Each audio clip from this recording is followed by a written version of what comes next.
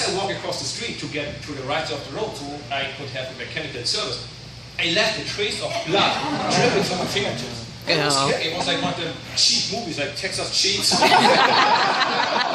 not good. This is not good. So by the time when the doctors put like a pressure bandage on it to stop the bleeding and looked at me, and everybody was gone. So all what was left was the medical car, the broom wagon, which is the car where you jump in when you abandon the race, which was no option.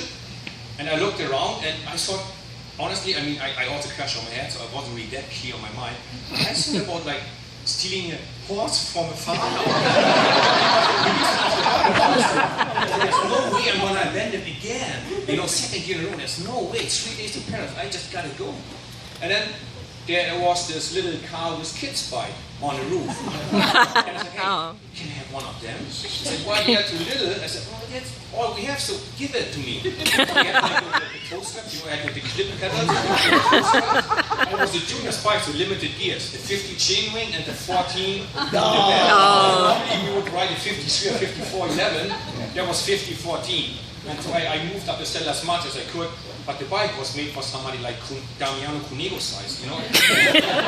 So, I mean, fortunately, there's a picture out there on the internet, so I can prove it actually happened.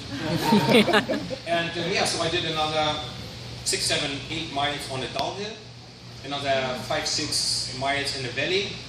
And then by that time, then my team realized, okay, Jens needs his bike.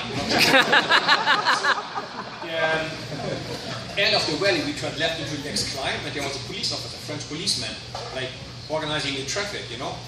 And then my team was going to said, hey, you're a policeman, I trust you wouldn't steal the bike. This is the bike from Jens Voigt. Eventually, you will come down this road, you gotta give him this bike. As I approach this corner, the policeman jumps up and down and he says, hey, Monsieur Voigt, Monsieur Voigt, you know, I have your bike. And then finally, after like about, I don't know, 15 miles, maybe 60 miles, whatever, I changed back to my normal racing bike. And then I called Cavendish on the next mountain. He was with 3 or 4 teammates. And they actually, I have to say, they waited for me. These guys can go downhill so fast, and I couldn't. I was never at the best, and after like a bad crash, you go really careful.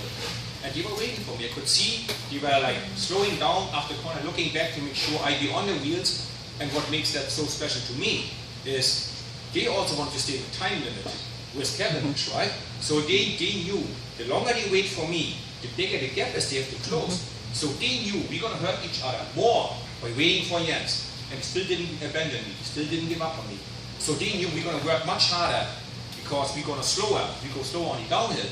But they still didn't stop him. So they didn't drop me, they didn't leave me hanging high and dry.